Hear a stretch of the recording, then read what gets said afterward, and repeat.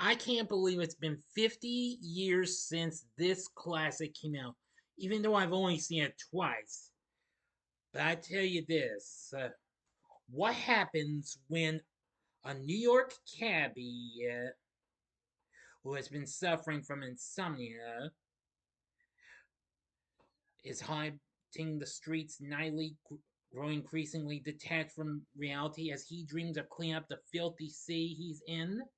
Easy. You got this film right here. Prepare yourselves, because here's my review of Martin Scorsese's Taxi Driver. Bad days, entertainment rankings and reviews.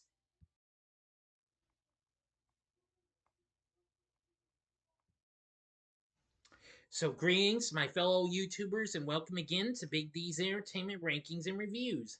I'm the Big D, and this time around, I bring to you a review of the 1976 neo-noir psychological drama flick Taxi Driver, released by Columbia, directed by Martin Scorsese, excuse me, ran by Paul Schrader's, starring Robert De Niro as the titular character, a veteran Marine and taxi driver named Travis Bickle, whose mental state deteriorates as he works nights in the decaying New York City, following the Vietnam War, that is. The film also has Jodie Foster, Cybill Shepherd, Harvey Keitel, Peter Boyle, Leonard Harris, and Albert Brooks in his first feature film role. The film was released on February 8th, 1976. So, if you saw my recent announcement a while ago, I am going to say that I made an error. I thought it was tomorrow. So, now I'm going to go ahead and give it to you. So, kind of think of this as a draw between the film's anniversary, which is today on February 8th, going into tomorrow, February 9th, okay? That'd be alright, I hope. Anyway, yes, now this is really something. Now, even though I've only seen this twice, but I am going to say I think this was really a great film and what have you. Anyway, the film was critically and commercially successful and what have you. But I'll tell you, yeah, more in a little while. Let's get into the story. In New York City, Vietnam War veteran Travis Bickle takes a job as a night shift taxi driver to cope with his chronic insomnia and loneliness, frequently visiting adult movie theaters and keeping a diary in which he consciously attempts to include aphorisms such as, "You're only as healthy as you feel." He becomes disgusted with the crime and urban decay that he witnesses in the city and dreams about getting the scum off the streets. Travis becomes infatuated with Betsy, a campaign worker for senator and presidential candidate Charles Palantine. Travis enters the campaign office where she works and asks her to join him for coffee, to which she agrees. Betsy agrees to go on a second date with him, during which he takes her to an adult movie theater, which she leaves immediately. He attempts to reconcile with her, but fails. Enraged, he storms into the campaign office where she works and berates her before getting, kicked out of the office. Experiencing an existential crisis and seeing various acts of prostitution throughout the city, Travis confides in a fellow taxi driver nicknamed Wizard about his violent thoughts. However, Wizard dismisses them and assures him that he will be fine. To find an outlet for his rage, Travis follows an intense physical training regimen. He gets in contact with black market gun dealer Easy Andy and buys 4 handguns. At home, Travis practices drawing his weapons, going as far as creating a quick draw firearm hidden in his sleeve. He begins attending Palantine's rallies to scope out his security. One night, Travis shoots a man attempting to rob a convenience store run by his friend, leaving before the cops arrive as the convenience store owner proceeds to beat the non responsive robber. In his trips around the city, Travis regularly encounters Iris, a 12-year-old child prostitute, tricking her pimp and abusive lover, Sport, into thinking that he wants to solicit her Travis meets with her in private and tries to persuade her to stop prostituting herself. Travis shaves his hair into a mohawk and attends a public rally where he plans to assassinate Palantine. However, Secret Service agents see Travis putting his hand inside his jacket and approach him, which escalates to a chase. Travis escapes pursuit and makes it home undetected. All right, now for the ending. As always, you know the procedure. You have 5 seconds to stop this video at once. Go to the description box below and fast forward to the time below. If you've seen this movie already, please continue.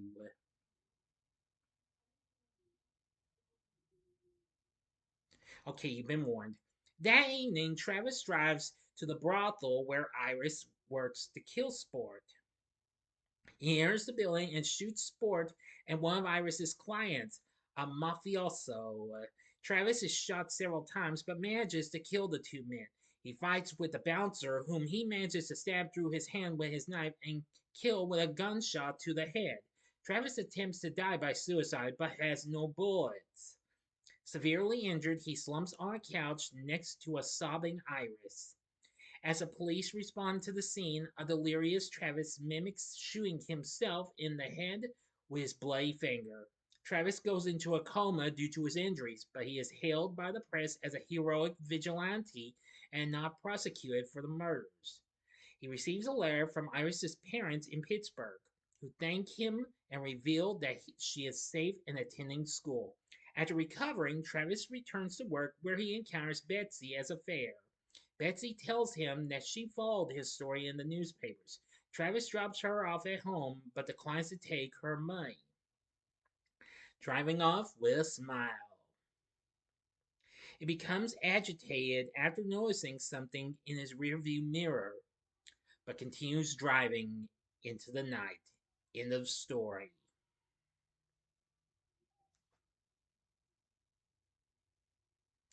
So, what did I think of Taxi Driver? Now, of course, I've only seen this twice, but I'm going to say this is very, very good. Believe me, I think this is another great example of old school films about someone's acting like a vigilante. Aside from the original Death Wish, which came out 2 years prior. But I must admit, Taxi Driver is absolutely a great film, and this is one of the earlier attempts by Mr. Scorsese. Of course, after he recently did other films before this, like, of course, this was done after he did Alice Doesn't Live Here Anymore 2 years prior. I've got to say, it proved to be incredible. The film did well, making $28 million on its $1.9 million budget. Anyway, it was critically and commercially successful despite generating controversy for both its graphic violence in the film's climax and for the casting of Jodie Foster as a child prostitute who was only 12 years old at the time. Of course, this was even before she would go on to do some films for Disney, including the original Freaky Friday and Candle Shoe. Now, even though Foster had done some voice acting work before this, but anyway, the film received numerous accolades and 4 nominations at the Academy Awards, where it unfortunately didn't win any. It got nominated for Best Picture, Best Actor for Robert DeNiro, Best Supporting Actress for Jodie Foster, and Best Original Score by the late great Bernard Herrmann. As this was one of the last films he scored, of course, I know this is the guy who also composed the score for Alfred Hitchcock's own Psycho.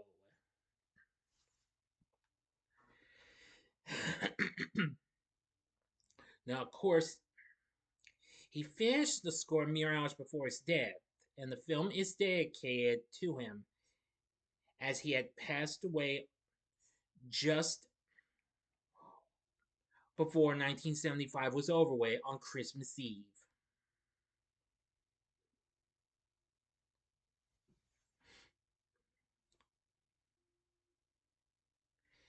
Now, according to what I've learned about of the cast of Jodie Foster, some critics show concern over her presence during the climax shootout.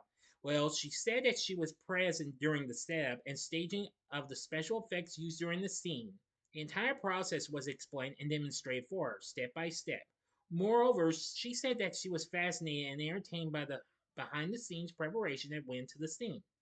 In addition, before being given the part, Foster was subjected to psychological testing, attending sessions with a UCLA psychiatrist to ensure that she would not be emotionally scarred, or, no, wait, yeah, by her role. Yeah, scarred. Yeah, I was right. In accordance to California Labor Board requirements monitoring children's welfare on film sets. But additional concerns surrounding her age focused on the role that she played as Iris, a prostitute. Years later, she confessed how uncomfortable the treatment of her character was on set, and well, Scorsese did not know how to approach different scenes with the actress, so he relied on De Niro to deliver his directions to the young actress.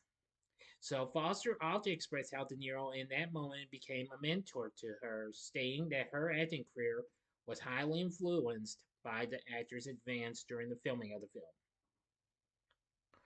Also, of this, this film formed part of the delusional fantasy of John Hinckley Jr. that triggered his attempted assassination of President Reagan 5 years later, an act for which he was found not guilty by reason of insanity. Well, I'm really not going to try to get into too much of that. Also, it was considered getting an X rating by the MPAA, but the film was booed at the Cannes Film Festival for its graphic violence. So to obtain an R rating, Scorsese had the colors desaturated, making the brightly colored blood less prominent. In subsequent interviews, he commented that he was pleased by the color change and considering it an improvement on the original scene. However, in the special edition DVD, Michael Chapman, the film's cinematographer, expressed his regret about the decision and the fact that no print with the unmuted colors exists anymore, as the originals have since deteriorated. Even so, the film still got a lot of good response and what have you. Roger Ebert's praised it as one of the greatest films he had ever seen in the Chicago Sun-Times. And he said the film is a hell from the opening shot of a cab emerging from Stygian clouds of steam to the climactic killing scene in which the camera finally looks straight down. Scorsese wanted to look away from Travis's rejection. We almost want to look away from his life. But he's there, all right, and he's suffering. Pauline Kael for the New Yorkers called it the fevered story of an outsider in New York, a man who can't find any point of entry into human society, and describes it as more feverish than Mean Streets. And she goes on to say that no other film has ever dramatized urban indifference so powerfully. The film sets certified fresh on Rotten Tomatoes with 89%, saying, a must-see film for movie lovers. This Martin Scorsese masterpiece is as hard-hitting as it is compelling, with Robert De Niro as best. I couldn't agree more, as this was one of his earlier films, and of course this was done after he had done The Godfather Part 2 2 years prior. Metacritic has a score of 94. Taxi Driver was ranked by the AFI as the 52nd greatest American film on their 100 Years 100 Movies 10th Anniversary Edition list, and Bickle was voted the 30th greatest villain in a poll by the same organization. Yes, it made numerous things. Well, numerous lists and what have you. So anyway, yes, I've got to say it was really something, and I think this is a great film that Scorsese had done. I'm sorry if I try to do my best to pronounce the name. I know how it's really pronounced, so I apologize, everyone. Anyway, of course, this would be one of the main films De Niro would work on with Scorsese. Of course, he later went on to work on films with him such as Raging Bull, Goodfellas, Casino, and The Irishman. Now, I've only seen The Irishman. I haven't seen the others. I need to see them. I've been wanting to see Goodfellas for some time, and I've failed to see it, but rest assured I'll be giving that a chance sooner or later. I promise. And Casino, maybe, considering that's a pretty darn long movie, but I can make it through without much trouble, I hope. Let's not get too far ahead of ourselves. But anyway, I found it to be pretty good. There have been numerous talks about a sequel and remake, but however, they haven't really gotten close to the idea of doing a sequel, though. But as for a remake, well, Paul Schrader said that the remake was not being made, which, and commented it was a terrible idea. And in Marty's mind, it never was something that should be done.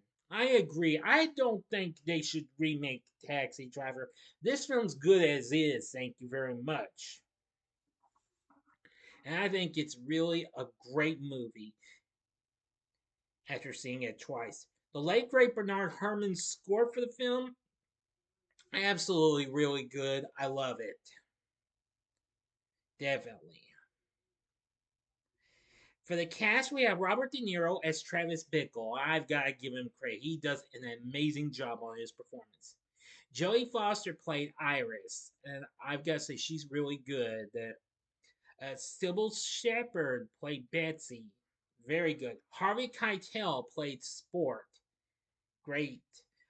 Albert Brooks as Tom. He was good. We have Peter Boyle as Wizard, and Leonard Harris as Senator Palantine. Yeah. Also, Martin Scorsese also plays a dual cameo role, once in the background during Betsy's first appearance, and later as an unhinged passenger in Travis's car who intends to murder his unfaithful wife for cheating on him with a black man. Woo! Actually, Diane Abbott, who would go on to become Robert De Niro's wife in real life, plays an adult movie theater concession girl who rebuffs Travis's flirtatious advances. Yeah, I didn't know that. Well, I do now, and I'm pretty sure all you now know. So, with everything said, I don't feel like there's anything wrong with Taxi Driver. This is a good film, and I think it's a great. I don't mean to say it's good. I'd say it's a great film. This is a great neo-noir psychological drama flick. It's really good. And if you're into films like Death Wish or what have you, I'd say this will be right up your alley. So would I recommend Taxi Driver? The answer is hell yeah, go for it.